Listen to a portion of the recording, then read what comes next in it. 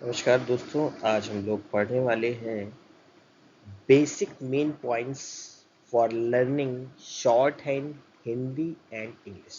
मतलब आप हिंदी या इंग्लिश शॉर्ट हैंड की डिक्टेशन लिखते समय मेन जो पॉइंट्स आपको हमेशा अपने दिमाग में रखने हैं वो कौन से हैं। अगर इसको दिमाग में आप पॉइंट को नहीं रखते हैं तो आपसे हमेशा लिखने तो गलतियां होंगी ही, साथ ही साथ पढ़ने में भी बहुत सारी गलतियां होने वाली। तो ये 3 पॉइंट्स आप हमेशा अपने दिमाग में रखें। पहला है लाइट और डार्क ड्राइंग। मतलब शॉर्ट हैंड लिखते समय आपको हमेशा अपने हाथ पर कंट्रोल रखना है कि जो अल्फ़ाबेट्स लाइट बनते हैं वो लाइट ही बने और जो डार्क बनते हैं वो डार्क ही बने।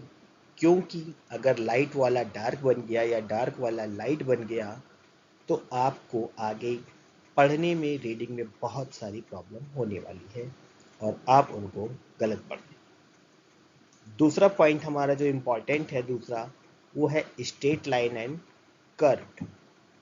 स्ट्रेट लाइन और कर्व्ड कैरेक्टर के मतलब ये है कि जो अल्फ़ाबेट्स स्ट्रेट लाइन में बनते हैं वो हमारे स्ट्रेट में ही बनने चाहिए और दूसरे जो कर्व में बनते हैं वो कर्व में ही बनने चाहिए।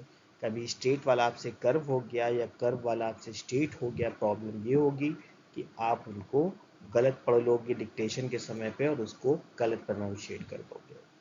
और तीसरा सबसे इम्पॉर्टेंट पॉइंट ये है कि जो पूरी शॉर्ट हैंड है, चाहे वो हिंदी हो या इंग्लिश हो, वो डिपेंड्स ऑन प्रोनाउंसिएशन है। प्रोनाउंसिएशन का मतलब, अगर आप इंग्लिश की शॉर्ट हैंड लिखने जा रहे हैं तो आपको केवल उसके उच्चारण से मतलब है। हमें उसमें कोई इससे मतलब नहीं होना चाहिए कि उसकी स्पेलिंग में कितने कीवर्ड्स आने वाले हैं। हमें केवल सिंबल से मतलब है। तो ऐसी ही इम्पोर्टेंट पॉइंट्स जानने के लिए या ट्रिक्स सीखने के लिए मेरे साथ बने रहिए और आज ही सब्सक्राइब कर लीजिए IATS स्किल्स को।